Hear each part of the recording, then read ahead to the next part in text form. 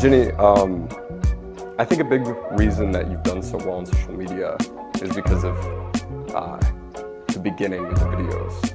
What's your secret to creating a viral hook? Yeah, so I have a 3-step formula that I go through when I make every video.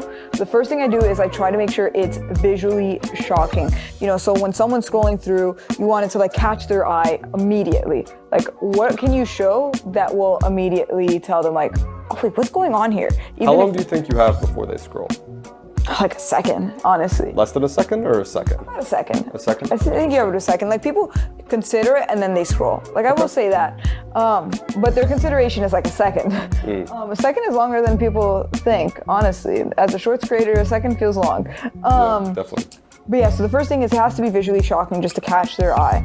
The second thing is I want it to establish the right expectation. So what I mean by that is you want to say what the video is going to be about while also showing it.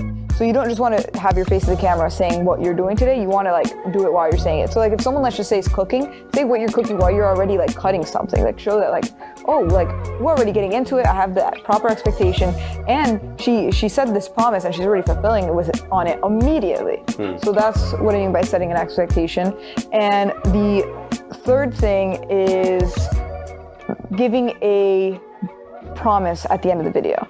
So you want the viewer to not only be... Or a payoff? Establish a payoff. So you don't want... So now you caught the person's attention, you stopped them from scrolling, and you're giving them an expectation. Now like they're deciding, is this the video I want to watch?